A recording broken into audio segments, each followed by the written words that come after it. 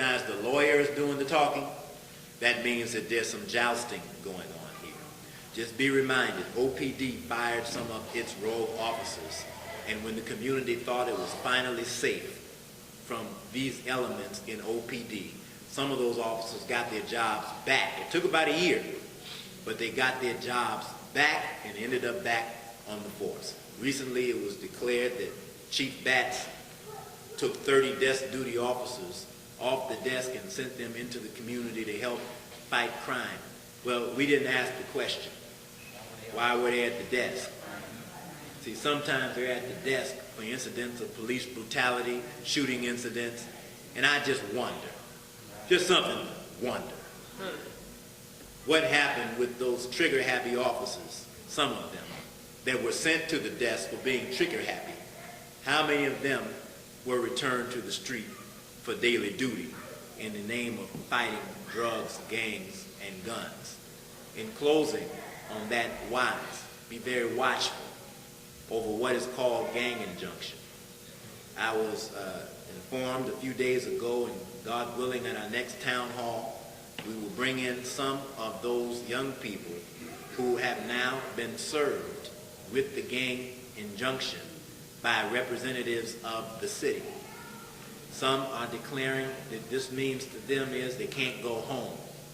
They can't go to the communities where they've been raised. They can't go where the places are that their family and friends reside, because this has been considered an area that their very presence has now been banned by the gang injunction, which is a lawsuit filed by the city saying to a citizen that you don't have the freedom to walk, talk, breathe, and exist in these areas. And even though you've not been convicted of a specific crime, you know, if you are guilty of child molestation, for an example, in due time, when you're released under court supervision, there are areas that you cannot live. So if you're a child molester, you can't live next to a child care center. Makes sense, right? Well, now you've got people who have not been convicted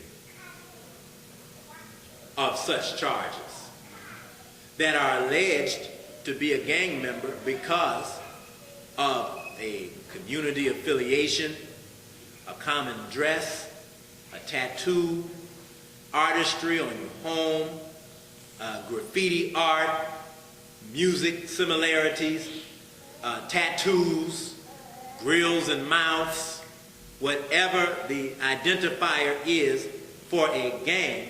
Once a citizen becomes identified as a member of a gang that is alleged to be criminal. Now, first, what is a criminal gang?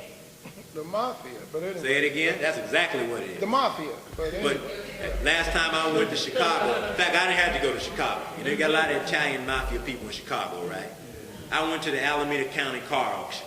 That's right. Right and here. I'm looking at the auctioneers. That's right. Man, I felt like I was in Scarface, or I felt like I was in a scene of something. And as these hustlers got down, these were hustlers. I could see this right off the top. They happened to have been Italian. The whole team. You didn't see them until it came time to get the money. And it came time to get the money. A crew came out. And I'm looking at this because they got a little cutabout, a little military maneuver, a little gangster in demeanor. If you got the eye for it, you see it. You with me now? Okay, where's the gang injunction on them? They needed one for selling all them half broke down cars, tricking out all the people that came to buy a car they thought would be cheap. But the reality is, sisters and brothers, we have to be very watchful of this process called gang injunction. Police departments will tout it as a new tool to help them in the war against drugs. Well, I think I said earlier that the primary drug user in America is not black. Right. The primary drug distributor in America is not black. The primary drug salesperson in America is not black. But the primary persons convicted of drug offenses are in fact black. So I don't think they need any new manner or method for arresting black people. Last I checked, racial profiling is pretty effective.